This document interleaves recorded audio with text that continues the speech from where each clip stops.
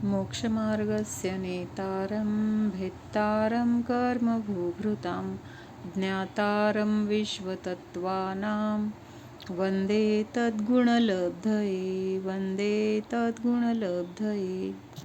आचार्य उमास्वामी विरचित तत्वार्थसूत्र मोक्षशास्त्र आपण बघतोय. त्याच्यामध्ये आपण मनपर्यय ज्ञान, मनपर्यय ज्ञानाचे भेद काल आपण बघत होतो. तर उपादेय आणि हेय कशाला म्हणायचं? उपादेय म्हणजे जे आपल्याला ग्रहण करण्यायोग्य आहे किंवा आपल्यासाठी उपयोगी आहे, गरजेचं आहे, महत्त्वाचं आहे, त्याला उपादेय म्हणायचं. आणि ज्या गोष्टीमुळे आपल्याला दुःख होतं, त्रास होतो, जी गोष्ट आपण मग सोडून देण्यायोग्य म्हटली जाते, तर ते झालं हेय.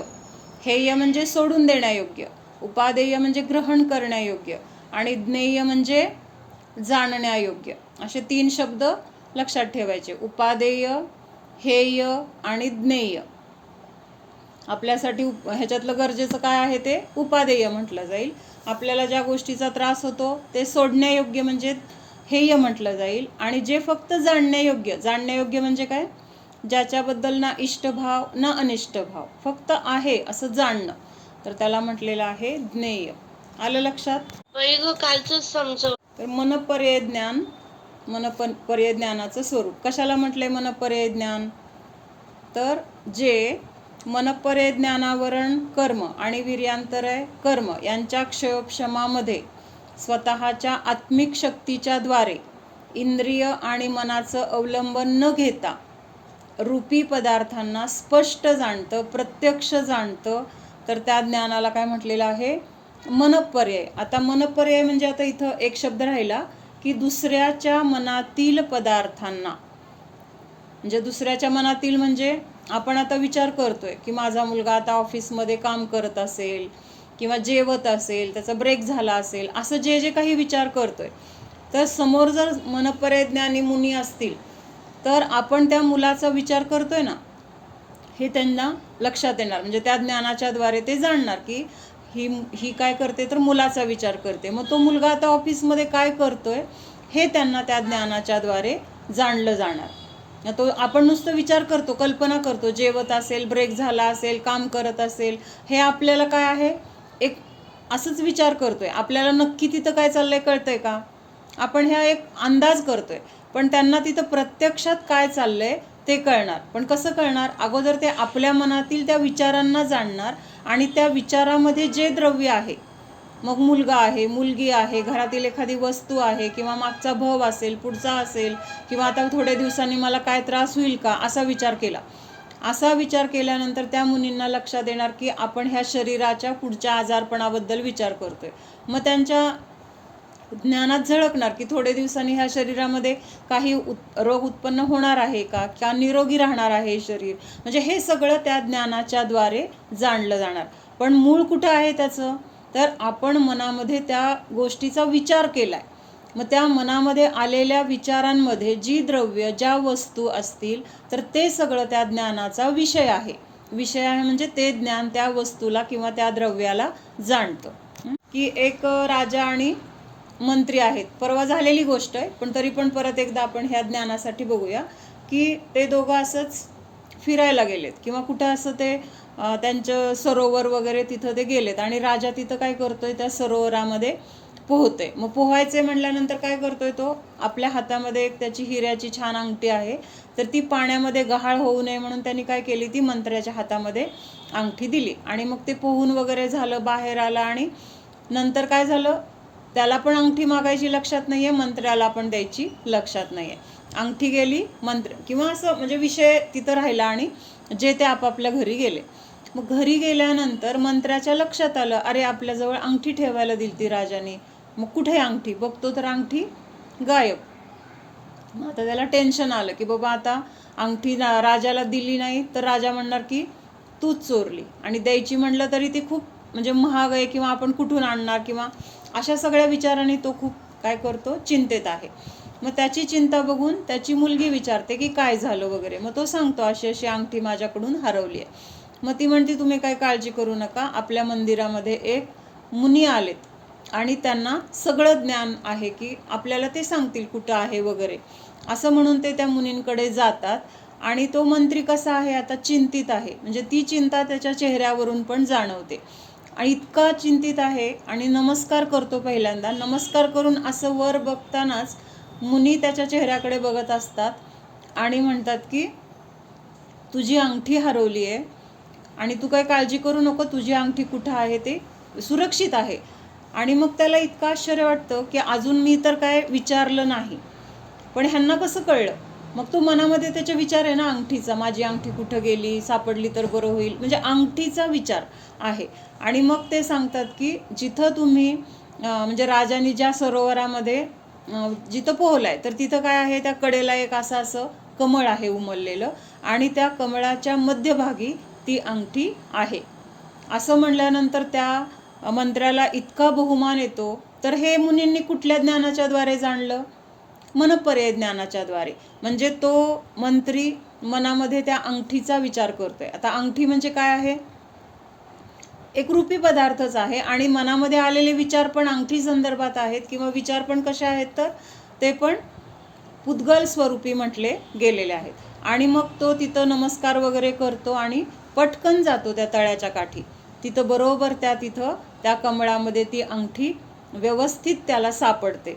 म्हणजे तिथं त्याला आपल्याला ती अंगठी सापडली, राजाला दिली, ह्याच्याशी देणं घेणं नाही आहे. आपल्याला काय आहे तर मुनींनी कशाच्या द्वारे जाणलं, तर पहिल्यांदा तर त्या मंत्र्याच्या मनामध्ये अंगठीचा विषय आहे किंवा तो त्याचा विचार करतोय हे मुनींनी जाणलं. मग ती अंगठी आता कुठं आहे, मग हे सुद्धा काय झालं, त्यांच्या ज्ञानाचा विषय झाला. म्हणजे काय झालं, त्यांनी मनामध्ये असलेल्या पदार्थाचा, म्हणजे ज्या गोष्टीचा विचार चालू आहे त्या गोष्टीबद्दल सर्व काही जाणण्याची क्षमता त्या मनपर्यय ज्ञानामध्ये आहे.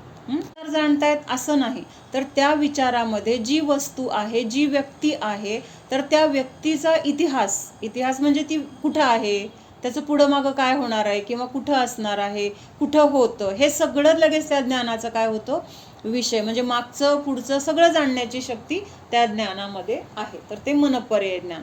मग हे मनपर्यय ज्ञान द्रव्य, क्षेत्र, काल आणि भावाच्या मर्यादेने जाणतं.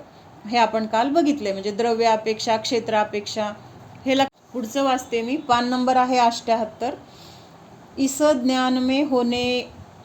ज्ञान के होने में मन अपेक्षा मात्र, निमित्त मात्र कारण है, वह उत्पत्ति का कारण नहीं. म्हणजे आता आपण म्हटलंय की नाही, मनामध्ये असलेल्या विचारांना जाणतं. पण मनामध्ये असलेल्या विचारांना जाणत असताना ते ज्ञान होण्यासाठी तिथं मनाची आवश्यकता किंवा मनाचं अवलंबन घेतलंय का.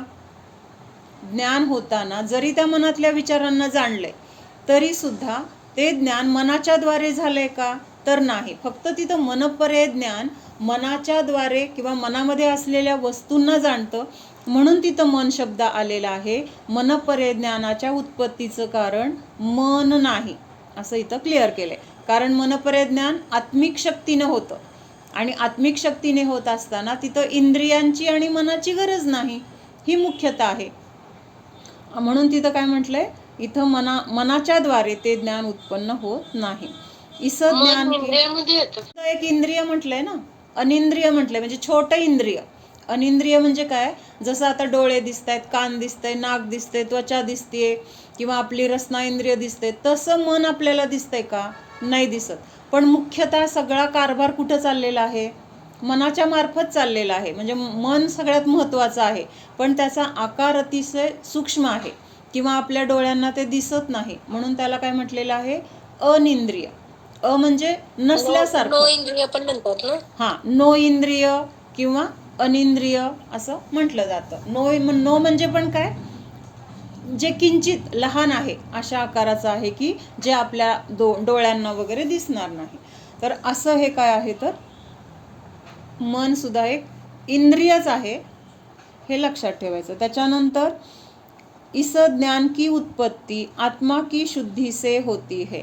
म्हणजे आपला आत्मा, तिथं आत्माची शुद्धी म्हणजे काय, तिथं परिणाम असे आहेत की विशुद्धता आहे परिणामामध्ये, कषायांची अतिशय मंदता आहे आणि आपला उपयोग सतत आत्म्याकडे लावण्याची त्यांना भावना आहे. मग अशा वेळेस तिथं काय होतं, तर मनपर्यय ज्ञानाची प्राप्ती होते. इस ज्ञान के द्वारा स्व तथा पर दोनों के मन में स्थित रूपी पदार्थ जाने जा सकते है. म्हणजे फक्त दुसऱ्याच्याच मनात नाही. आता आपल्या मनात विचार आला की माझा पुढचा भाऊ कुठला असेल, कुठल्या क्षेत्रामध्ये असेल, किती काळाचा असेल, असा जर विचार आला तर लगे त्या मनपर्याय ज्ञानाच्या द्वारे त्यांचा सगळा पुढचा भाव किंवा मागचा भाव सुद्धा त्यांना जाणला जातो. त्यांच्या म्हणजे ह्या मनपर्याय ज्ञानाच्या द्वारे. म्हणजे स्वतःबद्दल पण जाणू शकतात, स्वतःच्या मनामध्ये आलेल्या विचारांमध्ये ज्या गोष्टी आहेत, जे वस्तू द्रव्य आहे तर त्याबद्दल पण जाणू शकतात आणि दुसऱ्याच्या मनामध्ये असलेल्या वस्तू किंवा द्रव्याबद्दल पण जाणू शकतात. इस ज्ञान के द्वारा दूसरे के मन में स्थित पदार्थ को भी मन कहते हैं. उनकी पर्यायों विशेषों को मन पर्याय ज्ञान कहते हैं. उसे जो ज्ञान जानता है सो मन पर्याय ज्ञान है. म्हणजे मनामध्ये उत्पन्न झालेल्या विचारांना ते मनामध्ये आहेत म्हणून किंवा मनाद्वारे उत्पन्न झालेत म्हणून त्यांना पण मन म्हटलेलं आहे. कशाला म्हटलेलं आहे मन? म्हणजे मन तर मन म्हणतोच आपण, पण मनामध्ये जे विचार आलेले आहेत तर त्या विचारांना सुद्धा इथं काय म्हटलेलं आहे? मन म्हटलेलं आहे. आणि त्यांना जाणणारं जे ज्ञान आहे तर ते काय आहे? मनपर्याय ज्ञान आहे. मनपर्याय ज्ञान के रुजुमती और विपुलमती ऐसे दो भेद है. आता ह्या मनपर्याय ज्ञानाचे पण दोन भेद, रुजुमती आणि विपुलमती. आता रुजुमती कशाला म्हटलंय ते बघूया. मन में चिंतित पदार्थ को जानता है, अचिंतित पदार्थ को नहीं, और वह भी सरल रूप से चिंतित पदार्थ को जानता है. आता हे कसं आहे? रुजुमती म्हणजे ज्यामध्ये विशुद्धी तर आहे पण विपुलमतीपेक्षा ह्याच्यामध्ये विशुद्धी कमी असते. जे विपुलमती ज्ञान आहे ना मनपर्याय, तर त्या ज्ञानामध्ये जेवढी विशुद्धी असेल तर त्याच्यापेक्षा कमी विशुद्धीचं हे ज्ञान आहे. मग आता हे रुजुमती ज्ञानामध्ये किंवा त्याला कशाला म्हटलेलं आहे तर मनमे चिंतित पदार्थ को जानता है. मनमे चिंतित म्हणजे आत्ता आपण वर्तमानामध्ये ज्या वस्तूचा किंवा ज्या व्यक्तीचा ज्या पदार्थाचा विचार करतोय तर त्या वर्तमानामधल्याच विचार केलेल्या गोष्टींनाच ते जाणणार. रुजुमती म्हणजे काय? तर आत्ता आपण जो विचार करतोय किंवा विचार केलाय त्याच वस्तूंना ते ज्ञान जाणणार. अचिंतित म्हणजे काय? अजून आत्ता तर आपण त्या गोष्टीचा विचार केला नाही, पण उद्या आपण कुठल्या गोष्टीचा विचार करणार आहे, उद्या पण आपण विचार करणार की नाही, किंवा थोड्या वेळाने पण विचार करणार की नाही. आत्ता आपण विचार करतोय, आत्ताची गोष्ट झाली. थोड्या वेळाने ज्या गोष्टीचा विचार करणार ती गोष्ट वेगळी असेल. त्याच कुठला विचार करणार आहे ते आपल्याला पण आत्ता माहीत नाही आहे. कळतंय का? पण हे तसं हे रुजुमती ज्ञान आत्ता आपल्या मनामध्ये जे जे विचार चालू असतील त्या विचारांमध्ये असलेल्या गोष्टींना फक्त जाणतं. आधी कुठल्या गोष्टीचा विचार केलाय त्याला नाही जाणणार. किंवा उद्या आपण कुठल्या गोष्टीचा विचार करणार आहे त्या विचारामध्ये कुठली द्रव्य असणार आहेत त्याबद्दल हे रुजुमती जाणत नाही. लक्षात येते का? म्हणजे आधी जे काही केलेलं असेल मनामध्ये विचार ते जाणेल, पण उद्या आपण काय करणार आहे, भविष्यामध्ये आपण कुठला विचार करणार आहे, त्या विचारांमध्ये आपण कुठल्या द्रव्याला विषय करणार आहे हे मात्र हे रुजुमती जाणत नाही. म्हणजे ह्याचा अर्थ काय आहे? रुजुमतीचं एक लिमिट आहे, मर्यादा आहे, त्याची क्षमता कमी आहे हे ह्याच्यातून सांगायचं. आणि दुसरं काय सांगितलंय? सरल रूप से चिंतित पदार्थ को जानता है. सरल रूप से म्हणजे काय? साधा सरळ जिथं विचार असेल की मला असं असं करायचंय, चांगल्या मार्गाने करणार आहे, म्हणजे हे सगळं काय आहे? सरळ. त्याच्यामध्ये कुणाला फसवण्याचा किंवा तिथं मायाचारीचा विचार नाहीये. म्हणजे अगदी साधं सरळ जे असतं ना असा विचार जर असेल तर त्याच विचारांना हे रुजुमती जाणतं. म्हणजे मनामध्ये जो विचार, वचनामध्ये तेच बोलणं आणि कायेच्या द्वारे पण तीच कृती होणारं जे वचन आहे किंवा जी क्रिया आहे तर त्याला काय म्हटलेलं आहे? सरळ वृत्तीचं. मग अशा सरळ वृत्तीच्या परिणामांना ते रुजुमती मनपर्याय ज्ञान जाणतं. म्हणजे जसा चिंतन मनाने केलंय तसंच वचनाच्या द्वारे आणि तसंच क्रियेच्या द्वारे ती गोष्ट होते तर त्या गोष्टींना हे जाणणार. दुसऱ्या प्रकारच्या म्हणजे आता मनामध्ये मी विचार करते की काय आता विचार करतोय, कोणीतरी आलं आणि तोंडाने आपण म्हणतो या या या, पण मनामध्ये काय विचार आहे, अरे मला तर आता बाहेर जायचं होतं, हे कशाला आले. आता इथं काय झालं, तोंडाने आपण चांगलं बोलतोय आणि मनाच्या द्वारे त्याच्या विरुद्ध विचार आहेत. मग हा सरळ विचार आहे का? ह्याला म्हणायचं वक्रता. मग असा जर विचार करत असेल तर ते रुजूमती ज्ञान जाणणार नाही. किंवा आता गिरायक आले, गिरायक आपल्याला विचारतंय की आम्हाला चांगल्या क्वालिटीची वस्तू द्या, आणि आपल्याला काय करते, 2 वस्तू आहेत, त्यातल्या आपल्याला ज्या गोष्टीमध्ये फायदा आहे ती समजा हलक्या कंपनीची वस्तू आहे, त्याच्यापेक्षा भारी कंपनीची पण आपल्याकडे आहे, पण त्याच्यामध्ये आपल्याला 4 पैसे कमी मिळत आहेत, ह्याच्यामध्ये 4 पैसे जास्त मिळत आहेत. मग आपण काय म्हणणार, हा ही घ्या, ही चांगली वस्तू आहे. मग तिथं दाखवताना तोंडाने आपण काय म्हणतोय की बाबा ही गोष्ट चांगली आहे, पण मनामध्ये काय विचार आहे की ह्याच्यामध्ये माझा फायदा जास्त आहे, ती वस्तू तर दुसरी चांगली आहे. म्हणजे हे आपल्याला माहीत आहे. मग तिथं काय झालं, तिथं विचारांमध्ये, कृतीमध्ये आणि वचनामध्ये काय झालं, तिथं सरळता नाही आहे, तिथं वक्रता आहे. तोंडाने सांगतोय ही चांगली आहे, मनामध्ये विचार करतोय ह्याच्यामध्ये मला फायदा आहे, पण ती गोष्ट चांगली आहे, ही तेवढी क्वालिटीची नाही आहे, पण ती विकली तर मला फायदा कमी मिळणार आहे, ही विकली तर मला फायदा जास्त मिळणार आहे. असा विचार करून काय करतोय, जी हलक्या क्वालिटीची वस्तू आहे ती तिथं दिली जाते. म्हणजेच तिथं काय आहे, परिणामामध्ये वक्रता आहे. परिणाम, वचन आणि क्रिया ह्याच्यामध्ये तिथं काय आहे, एक सूत्रपणा नाही, तिथं वेगळं वेगळं आहे. म्हणून असं जर विचार असतील तर हे रुजूमती जाणत नाही. चांगलीच वस्तू दाखवणार, हीच चांगली आहे म्हणून सांगणार, आणि त्याच्याबद्दल आपल्या मनामध्ये पण तोच विचार असणार. म्हणजे असं जेव्हा सरळ पद्धतीने आपण तिथं व्यवहार करणार तर त्या विचारांना तिथं हे मनपर्यय ज्ञान जाणणार. त्याच्यानंतर विपुलमती कशाला म्हटलेलं आहे, आता फरक ह्या दोन्ही मधला लक्षात घ्यायचा आहे.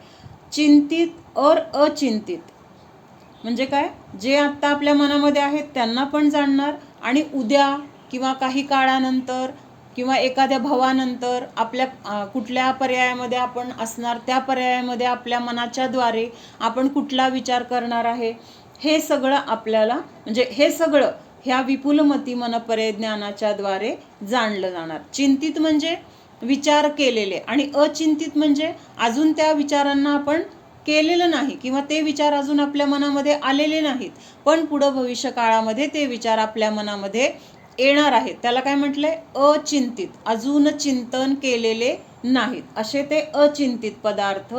ह्या दोन्ही गोष्टींना हे विपुलमती मनपर्यय ज्ञान जाणतं. किंवा अर्धचिंतित पण असेल. अर्धचिंतित म्हणजे एखाद्या गोष्टीचा विचार करायला लागलो आणि तेवढ्यात दुसरी काहीतरी घटना घडली आणि ती गोष्ट आपण विसरून गेलो. अर्धवट विचार करता करताच ती गोष्ट आपल्या विचारातून गेली आणि तिथं दुसऱ्या गोष्टीचा विचार करायला लागलो. मग ती जी अर्धवट विचार केलेली गोष्ट आहे तर त्या गोष्टीचं सुद्धा पूर्ण ज्ञान इथं मनपर्यय ज्ञानाच्या द्वारे होणार आहे.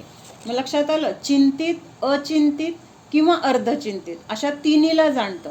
त्याच्यानंतर अजून काय, वक्रचिंतित किंवा म्हणजे सरळ पद्धतीने चिंतन केलेलं, आणि मन वचन कायमध्ये वक्रता त्याद्वारे चिंतन केलेलं, अशा दोन्हीही प्रकारांना हे विपुलमती मनपर्यय ज्ञान जाणतं. फरक लक्षात येतोय. रुजूमतीमध्ये विशुद्धी कमी आहे, विपुलमतीमध्ये विशुद्धी जास्त आहे. रुजूमती ज्या वर्तमानामध्ये किंवा आपण चिंतन केलेल्या गोष्टींना, मनामध्ये विचार केलेल्या गोष्टींना, पण कुठल्या, चिंतन केले गेलेल्या वस्तूंना जाणतं, आणि हे विपुलमती चिंतन केलेल्या गोष्टींना पण जाणतं आणि पुढं आपण ज्या गोष्टींचं चिंतन करणार आहे, विचार करणार आहे त्या गोष्टींना पण जाणतं. रुजूमती कसं आहे, सरळ आहे, त्याच्यामध्ये वक्रता असेल तर ते ज्ञानाच्या द्वारे जाणलं जाणार नाही. आणि विपुलमती एकतर सरळ विचारांना पण जाणतंय आणि वक्र विचारांना पण जाणतंय. म्हणजे असं हे दोन्हीमध्ये काय आहे, फरक आहे. आता पुढे सांगितलंय, मनपर्यय ज्ञान विशिष्ट संयमधारी मुनियोंके होता है. हे आपण बघितलं होतं काल. मनपर्यय ज्ञान कुणाला होणार आहे, पहिल्यांदा तर मुनी अवस्थेतच होणार आहे, म्हणजे गृहस्थ वगैरे विषय नाही, किंवा तिर्यंच, देव, नारकी ह्यांना कुणालाही मनपर्यय ज्ञान होणार नाही. आता मुनीमध्ये सुद्धा द्रव्यलिंगी असतील तर त्यांना सुद्धा हे ज्ञान होणार नाही. लक्षात येते का, फक्त आणि फक्त भावलिंगी मुनींनाच होणार. का बरं भावलिंगी मुनींना होणार, तर हे ज्ञान प्रकट होण्यायोग्य परिणामांची विशुद्धी भावलिंगी संतांमध्येच असते. तेवढी कषाय म्हणजे तिथं संज्वलन कषायांची पण मंदता इतकी आहे, बाकीचे तर कषाय नाही आहेत त्यांना. फक्त कुठले कषाय असतात मुनींमध्ये, तर संज्वलन. पण ह्या संज्वलन कषायांमध्ये सुद्धा अतिशय मंद मंद मंद मंद कषाय आहेत तिथं, आणि अशी तिथं परिणामांची तीव्र विशुद्धी आहे. आणि त्या विशुद्धीमध्ये मग इथं मनःपर्यय ज्ञान होणार आहे. म्हणून काय म्हटलंय, मनःपर्यय ज्ञान हे भावलिंगी संतांनाच होते. म्हणजे तशी विशुद्धी इतर कोणामध्ये असूच शकत नाही, द्रव्यलिंगीमध्ये सुद्धा नाहीच. म्हणजे द्रव्यलिंगी मुनी पहिल्या गुणस्थानात आहेत, आणि सम्यक दृष्टी एकतर 4थ्या गुणस्थानात आहे, आणि सम्यक दृष्टीने जर व्रत घेतले असतील तर ते कुठं असणार आहे, 5वं गुणस्थान म्हटलंय. म्हणजे द्रव्यलिंगी मुनींचं गुणस्थान तर पहिलं आहे, आणि श्रावक अवस्थेमध्ये सम्यक दृष्टी आणि व्रत असं धारण केलेल्यांचं गुणस्थान 4थं 5वं म्हटलं जातं. म्हणजे ते तर त्या द्रव्यलिंगींपेक्षा पुढच्या गुणस्थानातले आहेत.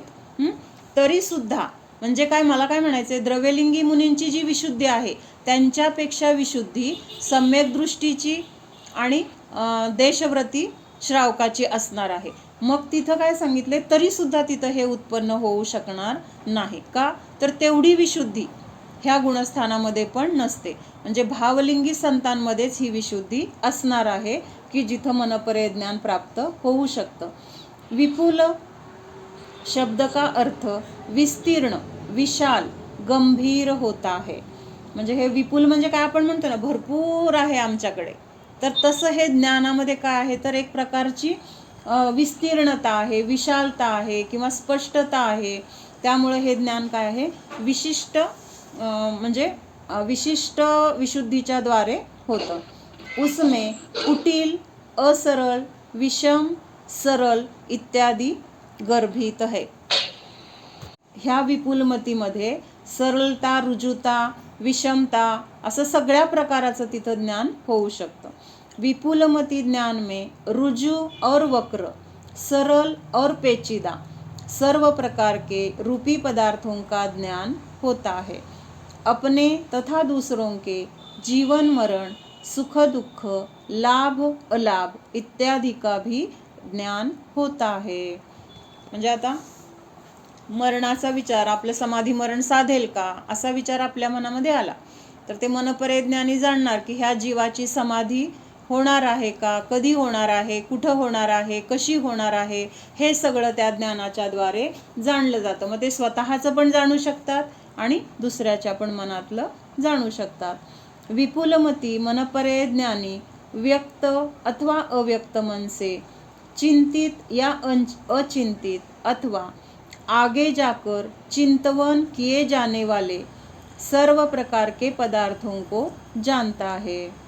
आता इथं काल अपेक्षा से रुजुमती का विषय म्हणजे जघन्य रूप से भूत भविष्य के अपने और दूसरे के 2-3 भव जानता है, और उत्कृष्ट रूप से उसी प्रकार 7-8 भव तक जान सकता है. आता रुजुमती ज्ञान जे होणार आहे किंवा रुजुमती मनःपर्यय ज्ञान आहे, तर ते जघन्य म्हणजे काय, कमीत कमी क्वालिटीचा असेल तर ते किती जाणणार आहे, तर मागचे 2-3 भव त्याच्याद्वारे जाणले जाणार आहेत. आणि उत्कृष्ट जातीचं असेल तर तिथं 8 ते 9 भव जाणले जाणार आहेत. 7 ते 8 भवांना तिथं जाणलं जातं. कशामध्ये, रुजुमती मनःपर्यय ज्ञानामध्ये. आणि काय सांगितलंय की जे मागं झालेले भव आहेत म्हणजे होऊन गेलेले भूतकाळातले, मग ते 2-3 जाणत असेल किंवा 7-8 भवापर्यंत जाणलं जाईल.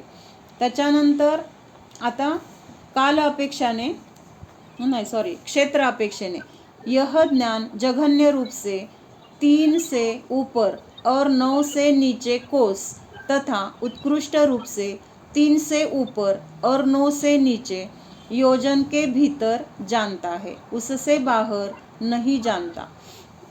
मग जघन्य असेल तर 3 कोसापेक्षा जास्त, आणि माझ्या लक्षात आलं नाही, जघन्य रूप से 3 से ऊपर आणि 9 से नीचे कोस तक जानता है. म्हणजे कोस जे आहे ना, कोस कशाला म्हटलंय, आता ते किती मैल वगैरे हे लक्षात येत नाही माझ्या, पण साधारण एक ठराविक काय असेल, 3 कोसापेक्षा जास्त जाणणार आणि 9 कोसाच्या आतलं जाणणार, म्हणजे त्याच्या पुढचं ते जाणू शकणार नाही. आणि जे उत्कृष्ट आहे तर ते कसं जाणणार, 3 पेक्षा जास्त आणि 9 पेक्षा कमी, किंवा 3 ते 9 पर्यंतचं जाणणार. पण ते काय आहे, आता तिथं योजन म्हटलेलं आहे. पहिलं जगन्यमध्ये कोस म्हटलं होतं आणि आता इथं उत्कृष्टमध्ये योजनपर्यंत जाणतंय. म्हणजे एवढ्या योजनामध्ये जेवढे काही पदार्थ, जेवढे काही जीव आहेत आणि ते जीव काय विचार करत असतील, त्यांच्या मनामध्ये कुठल्या गोष्टीचा विचार करत असतील तर ते जाणतात. लक्षात येते का, अवघड वाटतं? हां, तर रुजुमतीमध्ये काय सांगितलं इथं आत्ता, की मागचे 2-3 भाव जाणणार किंवा 7-8 भावपर्यंत जाणणार जास्त असेल तर. मग पुढचं का नाही जाणणार, पुढचे 2-3 भाव किंवा पुढचे 7-8 भाव का नाही जाणणार? उत्तर मागाशी सांगितलंय. भविष्य असं लिहिलंय ना, पण त्याच्यात भूत भविष्य असं लिहिलंय. नाही, भविष्यामध्ये काय बघितलं आपण, जे झालेलं बघितलंय. म्हणजे रुजुमतीमध्ये अचिंतित नाही येणार, कळतंय की नाही? अचिंतित म्हणजे जे आपण पुढं विचार करणार आहे तर त्याचं ज्ञान इथं होणार नाही, असं इथं वरती सांगितलंय.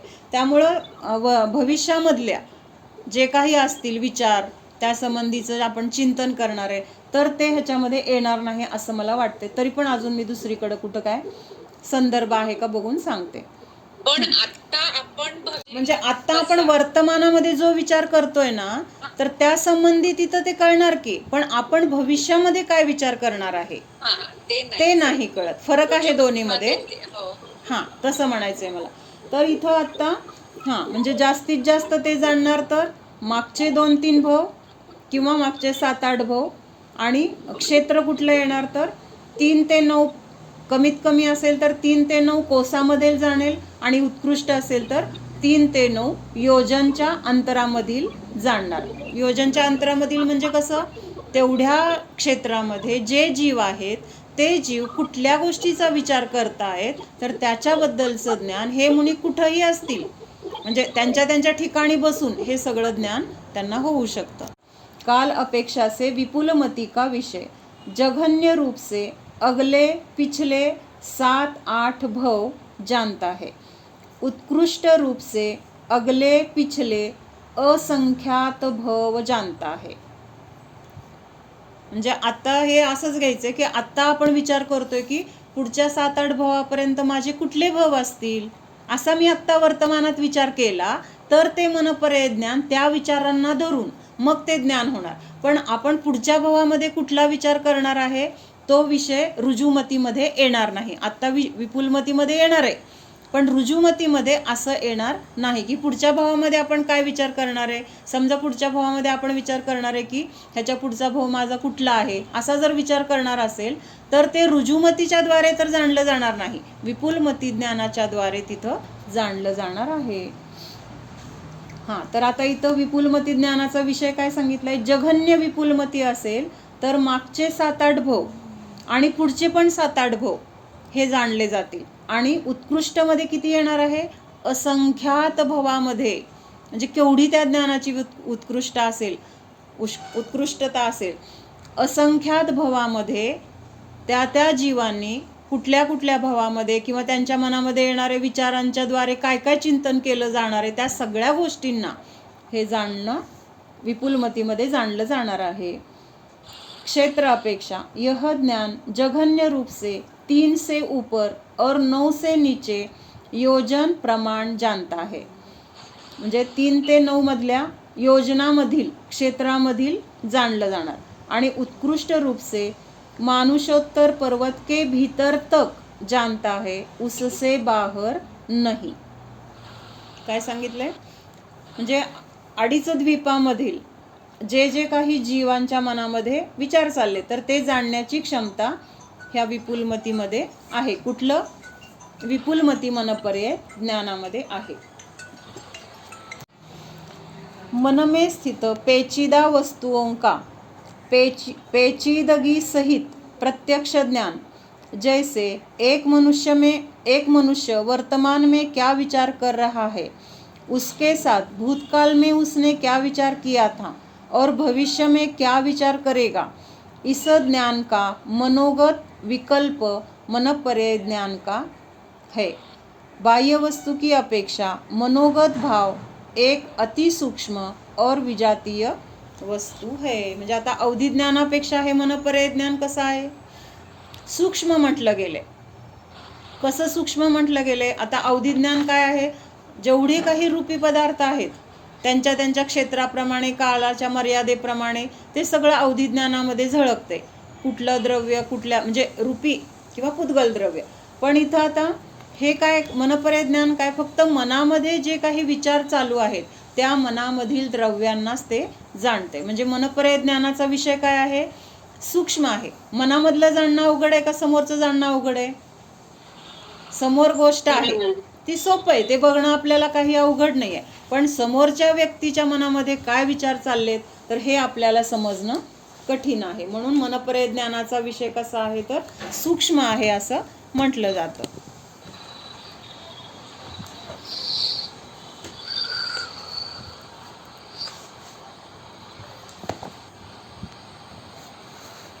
तर थोडं माझ्या वहीतलं वाचून दाखवते. वचनाची आणि कायेची सरळता. सरळता म्हणजे जो विचार मनामध्ये आहे तसंच वचनाने बोलणार, तशीच क्रिया आपल्याद्वारे होणार. तर ह्याला काय म्हटलंय, सरलता म्हटलेलं आहे. आणि मनामध्ये विचार करायचा एक, तोंडाने बोलायचं एक आणि कृतीने करायचं एक, तर ह्याला काय म्हटलेलं आहे, वक्रता म्हटलेलं आहे. मग वक्रतेच्या द्वारे आपण जे चिंतन केले त्याला म्हणायचं वक्रचिंतित. आणि अजून ह्या वक्रतेच्या द्वारे पुढे आपण काय चिंतन करणार आहे किंवा असे वक्र विचार पुढे आपल्याकडून काय होणार आहेत तर ह्या गोष्टींना सुद्धा तिथं अचिंतित म्हटलंय. आणि चिंतित आणि अचिंतित अशा दोन्हींना ते जाणतं. मग त्याला काय म्हटलेलं आहे, वक्रचिंतित पण जाणलं आणि अवक्रचिंतित पण किंवा अचिंतित वक्र पण जाणलं. आलं सांगितलंय. रुजुमती और विपुलमती यह दो मनपर्य ज्ञान के भेद आहे. हे तर झालं. आता सांगितलंय विपुलमती, विशुद्ध म्हणजे इतकं विशुद्ध आहे की म्हणजे त्याची शुद्धता काय झालेली आहे, त्या विशुद्धीच्या द्वारे त्या ज्ञानामध्ये शुद्धता प्रकट झालेली आहे. परिणामांच्या विशुद्धीमुळं तिथं ज्ञानामध्ये शुद्धता झालेली आहे. आता इथं विशुद्ध आणि शुद्ध दोन शब्द आलेत एकाच वाक्यामध्ये. विशुद्ध शुद्ध असा शब्द आलाय. विपुलमती विशुद्ध शुद्ध आहे. म्हणजेच काय आहे, हे विपुलमती जे ज्ञान आहे तर परिणामांच्या विशुद्धीच्या द्वारे हे शुद्धतेला प्राप्त झालेले किंवा ह्याची शुद्धता वाढलेली आहे. लक्षात येते का? विशुद्ध शब्दाचा अर्थ वेगळा आलाय आणि शुद्ध शब्दाचा अर्थ वेगळा आलाय. परिणामांची विशुद्धी जास्त झाल्यामुळे ह्या ज्ञानाची शुद्धता वाढलेली आहे किंवा ह्या ज्ञानाचा उघाड जास्त झालेला आहे आणि मग त्या ज्ञानाला तिथं विपुलमती असं म्हटलेलं आहे. वह कभी नहीं छूट सकता किंतु वह केवल ज्ञान होने तक बना रहता है. म्हणजे त्या मुनींना जोपर्यंत केवल ज्ञान होत नाही तोपर्यंत तिथं चारही ज्ञान किंवा हे तीन ज्ञान म्हणजे कधी कधी मनपर्य आहे पण अवधी ज्ञान नाही असं पण होऊ शकतं. कधी कधी अवधी ज्ञान पण आहे आणि मनपर्य ज्ञान पण आहे असं पण होऊ शकतं. म्हणून मग त्या मुनींना तीन ज्ञान तरी असतील किंवा चार असतील पण हे विपुलमती मनपर्य ज्ञान असेल तर तिथं नियमाने केवल ज्ञानाची प्राप्ती होणार हे त्याच्यावरून सिद्धच होते. का सिद्ध होते? कारण ते तोपर्यंत नष्टच होत नाही. कधीपर्यंत? केवल ज्ञान होईपर्यंत. म्हणजे नष्ट होत नाही म्हणजे नष्ट व्हायचं कारण काय? जेव्हा नष्ट होतं हे मनपर्य ज्ञान तेव्हा ते नष्ट होण्याचं कारण काय? इतकी विशुद्धी झाली आता किंवा तिथं सगळं काय झालेलं आहे, चारही कर्मांचा नाश झालेला आहे. विशुद्धी झाली म्हणजे शुद्धता प्रकट झाली आहे आणि तिथं काय झालेत, हे चार कर्म घाती कर्म नष्ट झालेत आणि केवल ज्ञान प्रकट झाले. केवल ज्ञानाची प्राप्ती झाली की तिथं मनपर्य किंवा बाकीचे हे तीन ज्ञान राहणार का?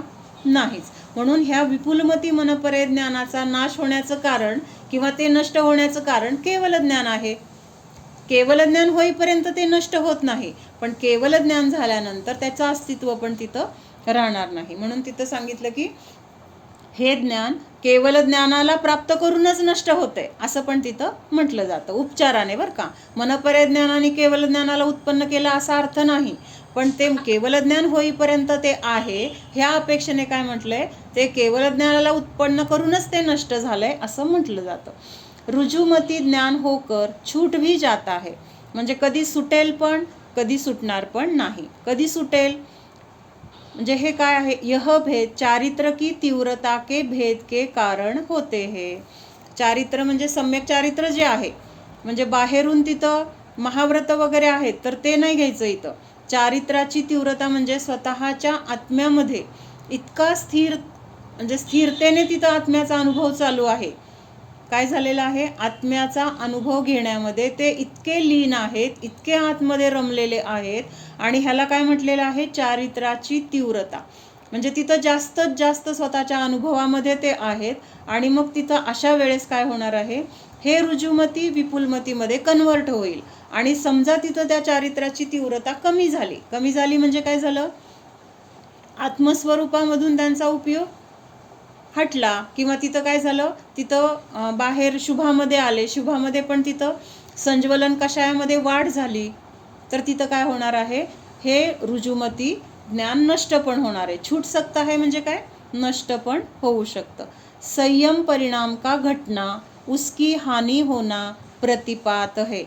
म्हणजे तिथं संयमामध्ये, म्हणजे संयम म्हणजे काय, परिणामामध्ये घेतलाय, परिणामामध्ये तिथं घट झाली किंवा तिथं विशुद्धी घटली. कषाय संज्वलन कषायांमध्ये वाढ झाली, म्हणजे संज्वलन कषायाची तिथं काय झाली, तीव्रता.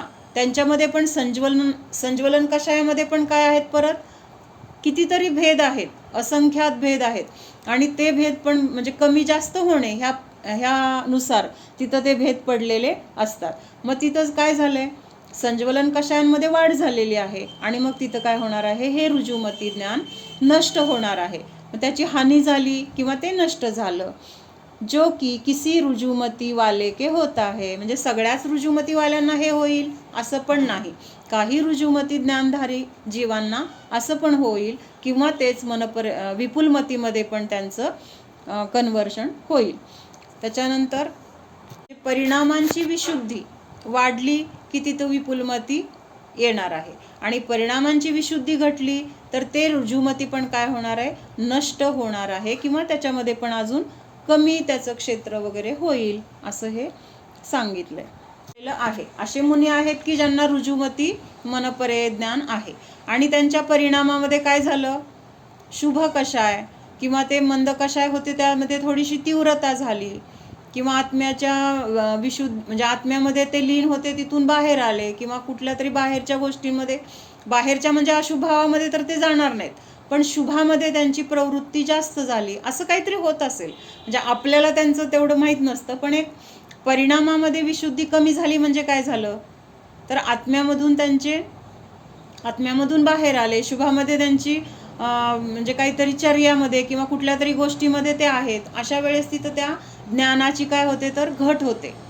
आणि जेव्हा ते आत्म्यामध्ये जास्त लीन होत आहेत त्यावेळेस त्या ज्ञानामध्ये काय होते, वाढ होते. मग ही जी वाढ होते तर त्याला कारण काय आहे, विशुद्धी आहे. किंवा त्या ज्ञानामध्ये घट झाली त्याला कारण काय आहे, विशुद्धी कमी झाली, म्हणजे त्यामुळं तिथं विशुद्धी, आणि त्याद्वारे तिथं ते ज्ञान नष्ट झालं वगैरे असं असेल. म्हणून तिथं काय हे दोन भेद सांगितलेत. काय सांगितलेत, जे नष्ट होतं तर ते रुजुमती मनपर्यय ज्ञान आहे, आणि जे नष्टच होत नाही किंवा केवल ज्ञान झाल्यानंतर नष्ट होतं, केवल ज्ञान होईपर्यंत ते असतं, तर त्याला काय म्हटलेलं आहे, विपुलमती असं म्हटलेलं आहे.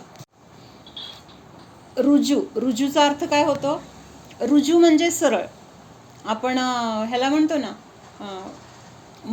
आर्जव धर्मामध्ये आर्जवचा अर्थ पण काय होतो, सरळता. तर त्याच्यामध्ये पण येतं ना रुजू स्वभावी, म्हणजेच काय आहे तो, हे मनपर्यय ज्ञान जे आहे रुजुमती, तर ते सरळ विचारांना जाणतं असं सांगितलं ना मगाशी, त्या अपेक्षेने त्याला रुजू म्हटलेलं आहे. मग रुजू म्हणजे सरळ, आणि विपुल म्हणजे सरळ आणि वक्र ह्या दोन्हीला जाणतं. त्याच्यानंतर रुजू काय आहे, सरळ चिंतन जे असेल आणि जे वर्तमानामध्ये चिंतन केलं असेल त्यांना जाणतं. विपुलमती जे चिंतित म्हणजे काय, अगोदर चिंतन केलेले आहेत. अचिंतित म्हणजे जे भविष्यामध्ये चिंतन करणार आहोत. आणि अर्धचिंतित जे आत्ता थोडंफार चिंतन करून विषय तो सुटलेला आहे असं अर्धचिंतित. आणि वर्तमानामध्ये आपण जे काही चिंतन करतोय अशा सर्वांना ते काय करतं, जाणतं. कुठलं, विपुलमती. हा रुजू आणि विपुलमधला फरक आहे. म्हणजेच काय आहे तर विपुलमती ज्ञानामध्ये विशुद्धी जास्त आहे. तिथं विशुद्धी जास्त आहे म्हणून हे सगळं त्याचं क्षेत्र, त्याची कालमर्यादा, जाणण्याचे सरळ रुजू सगळं काही जाणण्याची त्याची क्षमता, हे सगळं काय आहे तिथं वाढत जातं. हां, म्हणजे ह्या सगळ्यांना जाणण्याची क्षमता विपुलमती ज्ञानामध्ये आहे. आता मनपर्यय ज्ञानाचा विषय 6ही द्रव्य होऊ शकतात असं इथं सांगितलंय. मग 6ही द्रव्यांना हे मनपर्यय ज्ञान कसं जाणतं? मनपर्यय ज्ञान तर कशाला जाणतंय म्हणून सांगितलंय? मनामध्ये जे विचार आहेत. मग आता विचार काय आहे?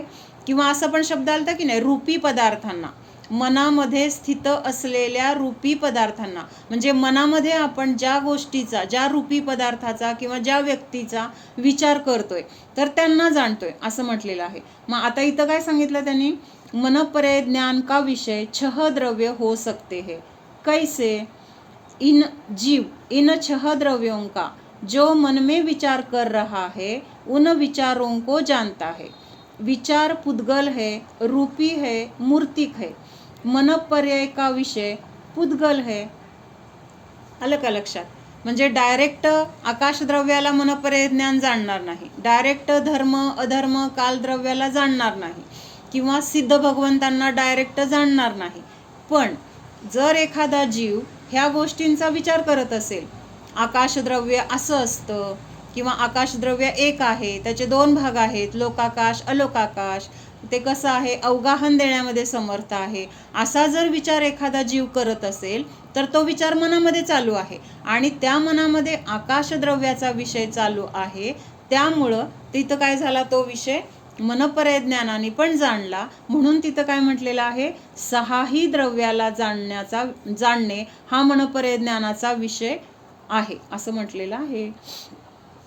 धर्मद्रव्य का ज्ञान नहीं करेगा, धर्मद्रव्य के संबंधी जो विचार कर रहा है उस विचार का ज्ञान होगा. मग आता त्या विचारांचं ज्ञान झालं म्हणजे धर्मद्रव्याचं ज्ञान झालं की नाही तिथं. असा जघन्य रुजुमती मनपर्यय ज्ञान एक समय में निर्जरित औदारिक शरीर परमाणु के स्कंध को जानता है. आणि उत्कृष्ट रुजुमती नेत्र इंद्रिय से निर्जरित द्रव्य एक समय में निर्जरित परमाणु विशिष्ट पद्धती से जानता है. म्हणजे आता जघन्य रुजुमती जे आहे हे आपण काल बहुतेक बघितलं. रुजुमती जे मनपर्यय ज्ञान आहे तर एका समयामध्ये ह्या आपल्या औदारिक शरीराच्या परमाणु ज्यांची निर्जरा होते तर त्यांचा स्कंध जो निर्जरा होते त्या स्कंधाला जाणतो. एका समयामध्ये किती परमाणु निर्जरा होऊन निघून चाललेत तर त्या स्कंधाला जाणतं. आणि हे उत्कृष्ट रुजुमती जे आहे तर समजा आता इथं काय दिलंय, नेत्रेंद्रिय के निर्जरित द्रव्य. मग आता फक्त आता डोळा आहे म्हणजे ह्या क्षेत्रामधले जेवढे काही परमाणु निर्जरा होऊन चाललेत मग त्या संख्येला, विशिष्ट संख्येला सूक्ष्मपणे जाणतं. तर ते काय आहे, उत्कृष्ट म्हटलं गेलेलं आहे. मग आता त्यांनी उदाहरण काय दिलेलं आहे, रुजुमती आणि विपुलमतीमध्ये नाही, एक मिनिट आधी विपुलमतीचं वाचते. जघन्य विपुलमती सूक्ष्म मनोवर्गणाओं के परमाणु को जानता है. म्हणजे आता आपलं जे मन बनलेलं आहे, मन कशापासून बनलेलं आहे, मनोवर्गणापासून मन बनलेलं आहे. मनोवर्गणा म्हणजे काय, कर्म म्हणजे परमाणु जे आहेत ना, शरीर बनतं, मन बनतं किंवा अजून काय दुसरे बाकीचे पुद्गल आहेत, स्कंध, तर हे सगळे काय आहेत तर वर्गणा, कर्मवर्गणा किंवा पुद्गल वर्गणा असं जे म्हणलेलं आहे. तर मन बनण्यासाठी जे परमाणु आहेत किंवा ज्या परमाणूंपासून मन बनलं जातं तर अशा सूक्ष्म परमाणूंना जाणण्याची क्षमता जघन्य विपुलमतीमध्ये आहे. मन मुळात कसं आहे, अतिशय सूक्ष्म आहे, पण ते मन सुद्धा अनेक मनोवर्गणांपासून बनलेलं आहे, एकाच मनोवर्गणेपासून बनलेलं नाही. तर वर्गणा म्हणजेच काय आहे तर तिथं पण अनंत पुद्गल परमाणूंपासून ते वर्गणा वगैरे असं एक ग्रुप असतो. म्हणजे तो सुद्धा काय आहे, सूक्ष्म वर्गणांचा तो सुद्धा काय आहे, त्या सूक्ष्म वर्गणांमध्ये सुद्धा खूप पुद्गल परमाणु आहेत. म्हणजे अशा सूक्ष्म मनाच्या अनेक सूक्ष्म मनोवर्गणांना जाणण्याची क्षमता ह्या विपुलमतीमध्ये आहे. इथं सूक्ष्म आणि स्थूल काय बघायचंय. आता आपलं जे शरीर आहे तर ते कसं आहे, स्थूल आहे, डोळ्यांना दिसते किंवा सहज लक्षात येते. पण आपलंच मन तरी आपण बघू शकतो का? बघू शकतो का? नाही. म्हणजे हे शरीर आहे ते स्थूल म्हटलं जाईल आणि आपलं जे मन आहे ते कसं आहे, सूक्ष्म आहे. पण हे एक मन सुद्धा अनेक मनोवर्गणांपासून बनलेलं आहे. मग ती एक मनोवर्गणा किती सूक्ष्म असणार आहे? सगळ्या मनोवर्गणांनी बनलेलं मन पण अतिशय सूक्ष्म आहे. मग ज्या वर्गणांपासून हे मन बनलेलं आहे त्या वर्गणा किती सूक्ष्म असतील, तर त्यांना जाणण्याची क्षमता ह्या जघन्य विपुलमतीमध्ये आहे. उत्कृष्ट विपुलमती. 8 कर्मों के समुदाय रूप से एक समय में खिरने वाले कर्म परमाणु को जानता है. म्हणजे एका समयामध्ये ज्ञानावरणाचे किती परमाणू निर्जरा होऊन गेले, दर्शनावरणाचे किती गेले, अशा प्रत्येकांची संख्या ह्या उत्कृष्ट विपुलमती ज्ञानाच्या द्वारे जाणली जाते. मग आता इथं परत त्यांनी हेच उदाहरण दिले की रुजुमती ज्ञान हे जे आहे तर त्या ज्ञानाला काय म्हटले. आता हे असतं ना, आपले डॉक्टर असतात की नाही, डॉक्टरांचं म्हणजे साधे डॉक्टर किंवा जनरल फिजिशियन जे असतात तर ते काय करतात, साधे कुठलेही पेशंट कुठल्याही आजाराला घेऊन आले तर त्यांना ते म्हणजे स्थूल रूपाने म्हणजे सुरुवातीला ते औषधं देतात, ही औषधं घेऊन बघा. पण जर त्या औषधाने नाही फरक पडला तर मग काय सांगतात, समजा कानाचा काही प्रॉब्लेम असतील तर मग कानाच्या स्पेशालिस्टकडे पाठवतील, पोटाचं काय असेल तर पोटाच्या डॉक्टरांकडे पाठवतील. मग त्या स्पेशालिस्टकडे गेल्यानंतर ते काय करतात, फक्त त्या अवयवाचाच तिथं काय करतात, त्यांचा अभ्यास झालेला आहे. मग त्यांना डोळ्याचं काय विचारलं तर त्यांना येणार आहे का? पण जे जनरलमध्ये जनरल डॉक्टरांकडे आपण गेलो होतो त्यावेळेस ते सगळ्या जरी इंद्रियांच्या औषधं देत असतील तरी पण सगळ्या इंद्रियांची सखोलता त्यांना आहे का? सखोल ज्ञान, अगदी त्याच्यामधलं बारीक सारीक ज्ञान आहे का त्यांना? नाही. तसं इथं म्हणजे हे रुजुमती जे जाणते ते कसं जाणते ना, स्थूल रूपाने जाणत असेल किंवा ते जे काही जाणत असेल त्याच्यामध्ये आणखीन सूक्ष्म रूपाने हे विपुलमती जाणते. म्हणजे समजा रुजुमती ह्याला आपण की जनरल फिजिशियन म्हटलं तर विपुलमतीला काय म्हणणार, स्पेशालिस्ट. म्हणजे ते इतकं त्याचं अगदी विदारण किंवा एकदम पूर्ण त्याच्यामधलं सूक्ष्म बारकावे सगळं खोलवर सगळं काही जाणत असतात. म्हणजे तसं काय आहे हे.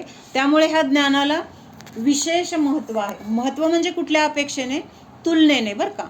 अवधी ज्ञान, रुजुमती ज्ञान ह्या अपेक्षेने जर त्याची तुलना केली तर विपुलमती मनपरे ज्ञान हे श्रेष्ठ म्हटलेलं आहे. म्हणजे जाणण्यासाठी पण जाणते काय, ते परद्रव्याला जाणते किंवा पुद्गलाला जाणते. म्हणजे त्या अवधी ज्ञानाचा किंवा मनपरे ज्ञानाचा आपल्याला स्वतःला जाणण्यासाठी काय उपयोग आहे का? म्हणजे आपल्याला असं ह्याचं महत्त्व फार असतं ना, त्यांना कळतं, सगळं कळतं, असं बघितलं की चेहरा बघून ते सांगतात. म्हणजे हे आपल्याला किती विशेष वाटतं आणि त्या व्यक्तीचा पण त्यामुळे काय येतो, बहुमान येतो. पण हे सगळं शेवटी काय आहे, परद्रव्याला जाणण्यासाठी आहे. त्यामुळे हे ज्ञान आपल्या आत्म्याला जाणण्यासाठी उपयोगी नाही. त्यामुळे त्या ज्ञानाचं काय आपल्याला असलं काय आणि नसलं काय त्याचं महत्त्व नाही आहे. आपल्याला महत्त्व कशाचं आहे, ज्या ज्ञानाच्या द्वारे मला माझ्या आत्म्याला जाणता येईल तर ते ज्ञान किंवा त्या ज्ञानाचं मला महत्त्व असणं गरजेचं आहे. हे आपल्याला फक्त ही ज्ञानाचे प्रकार समजून घेण्यासाठी आपण ह्याचं महत्त्व समजून घेतोय. पण हे ज्ञान मला पण झालं पाहिजे, हे ज्ञान झालं तर किती छान होईल, असे भावसुद्धा आपल्याला झाले नाही पाहिजेत. लक्षात येते का? कळणार पण नाही कुणाला अवधी ज्ञान आहे किंवा म्हणजे आता ते आपण अवधी ज्ञान बघत असताना तिथं त्यांनी लक्षण सांगितलं होतं ना, ज्यांना अवधी ज्ञान उत्पन्न झालं तर त्यांच्या अंगावर तसे चिन्ह दिसतात, शंख, स्वस्तिक, कलश वगैरे, कमळ, असं सगळं त्यांच्या नाभीच्या वरती काहीतरी चिन्ह रूपाने उत्पन्न होतं. म्हणजे त्या चिन्हावरून मग कळणार की बाबा तिथं अवधी ज्ञान आहे. मग जर ते अगदी अल्प असेल तर ते चिन्ह पण तेवढे सूक्ष्म असणार, ते चिन्ह पण कुणाच्या लक्षात येणार नाहीत. म्हणजे आत्ताच्या काळामध्ये समजा आहे असं आपण म्हणजे इथं शास्त्रामध्ये सांगितलंय की आहे, पंचम काळाच्या शेवटपर्यंत अवधी ज्ञान आहे, पण ते आपल्या लक्षात येणार नाही. रुजुमन पदार्थ जैसा है वैसा चिंतन करने वाला मन, वैसा ही वचन रुजुवचन, वैसी ही क्रिया होगी तो ही जानेगा. काय हे रुजुमती ज्ञान. कधी जाणणार? जसं सरळ विचार केलाय तसंच बोललोय आणि तशीच क्रिया असेल तो ही जानेगा, अन्यथा नहीं. वक्र विचार होगा तो नहीं जान सकते. विपुलमती. रुजु मन, रुजु वचन, रुजु काय. वक्र मन, वक्र वचन, वक्र काय. काय से किए गए सभी मनोगत विषय को जो जानता है, त्याला विपुलमती म्हटले.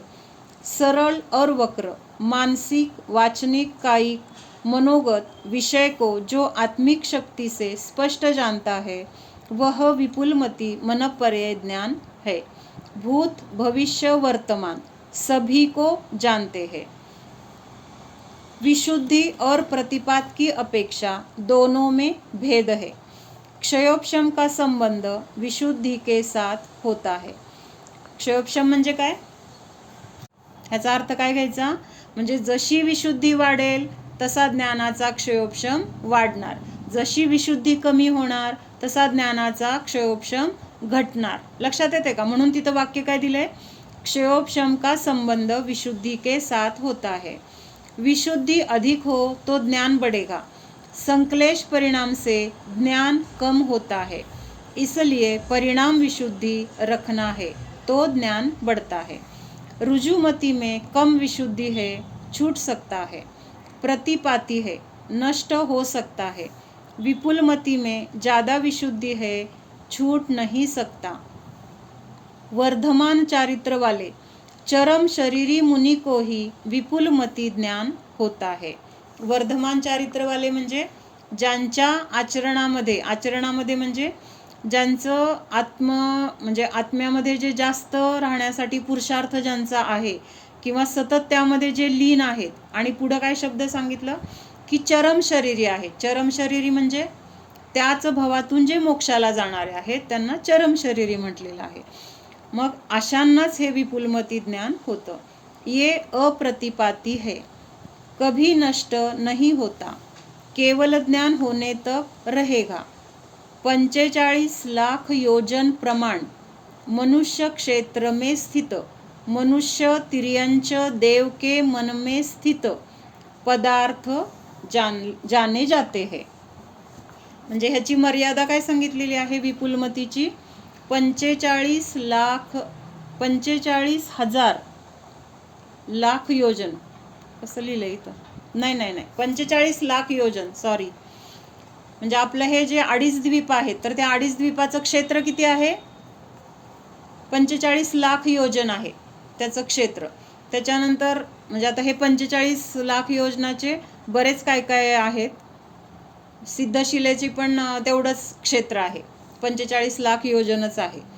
त्याच्यानंतर नरकामध्ये पण असं काहीतरी आहे जे 45 लाख योजनाचं आहे. तर ठीक आहे, आता आपल्याला एवढंच बघायचं होतं की विपुलमती मनपर्यय ज्ञानाची क्षमता किती आहे तर 45 लाख योजन प्रमाण या क्षेत्रामध्ये असलेल्या मनुष्य तिर्यंच देव यांच्या मनामध्ये जे जे काही रूपी पदार्थ त्याचं चिंतन चाललेलं आहे तर त्या सगळ्या पदार्थांना ते जाणतात. रुजुमती मनपर्यय ज्ञान. रुजु मन वचन काय वाले को जानेंगे. विपुलमतीमध्ये रुजु और वक्र दोनों के मन में स्थित जानेंगे. रुजुमती नष्ट हो सकता है, प्रतिपाती है. विपुलमती नष्ट नहीं होता, अप्रतिपाती है. रुजुमती विशुद्धि कम है, विपुलमती विशुद्धि ज़्यादा है. रुजुमती 2-3 भव तक का जानेंगे आणि जास्तीत जास्त 7-8 भव तक जानेंगे. विपुलमती 7-8 भव से लेकर असंख्यात भवों तक भवों को जानेंगे. रुजुमती वर्तमान का जानेंगे, विपुलमती भूत भविष्य वर्तमान तीनों काल का जानेंगे. रुजुमती तद्भव मोक्षगामी हो भी सकता है, नहीं भी हो सकता. म्हणजे रुजुमती मनपर्यय ज्ञानवाला जीव तद्भव मोक्षगामी असेल पण किंवा नसेल पण विपुलमती मात्र तद्भव मोक्षगामी को ही होता है. रुजुमतीचं क्षेत्र, आता इथं तर लिहिलंय 96 किलोमीटर पर्यंत जाणू शकतात, आणि विपुलमतीमध्ये 96 किलोमीटर जघन्य, तिथपासून 45 लाख योजनातील सर्व काही जाणतात. जे नष्ट होतं, म्हणजे आता आपण अवधिज्ञानामध्ये प्रतिपाती बघितलं होतं, तर तेव्हा तिथं काय सांगितलं होतं की विजेप्रमाणे जे चंचल आहे किंवा क्षणिक आहे, म्हणजे उत्पन्न पण होते आणि लगेच नष्ट पण होते, त्याला प्रतिपाती म्हटले. मग तसं हे रुजुमतीमध्ये असं लगेच नाही घ्यायचं विजेसारखं, पण ते नष्ट होऊ शकतं, ह्या अपेक्षेने तिथं प्रतिपाती म्हटले.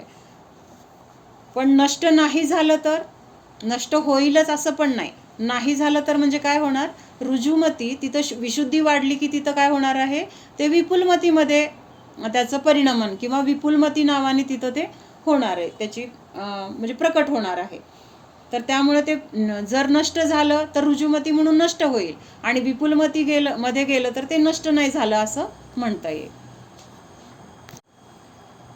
ओम सावधान, जाणा हा मी शुद्ध जीव आहे, जाणणारा आहे, मात्र जाणत आहे. जाणणे सोडून मी अन्य काहीही करणारा नाहीच. जाणा हा मी अनंत ज्ञानाचा धारक असा जीव आहे. मी असंख्यात प्रदेशी आहे. या असंख्यात प्रदेशामध्ये माझे ज्ञान, माझे अनंत गुण समावलेले आहेत. हा मी अविनश्वर आहे. माझे द्रव्य, माझे अनंत गुण कधीही नष्ट होतच नाहीत. आत्ता पर्यायामध्ये ज्ञान कमी जास्त असेल, कमी जास्त होईल, पण हे कर्माच्या उदयामध्ये होते. माझ्या स्वरूपामध्ये तर कमी जास्त होत नाही. ते अनादी काळापासून आहेच, आत्ताही आहे, पुढे अनंत काळानंतरही असणार आहे.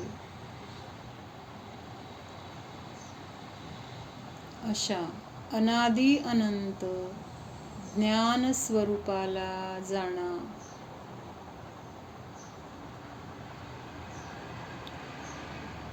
केवल ज्ञान स्वरूपी जीवाला जाणा.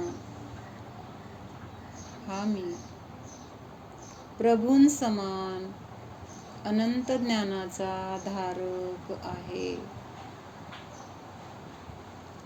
केवल ज्ञान स्वरूपो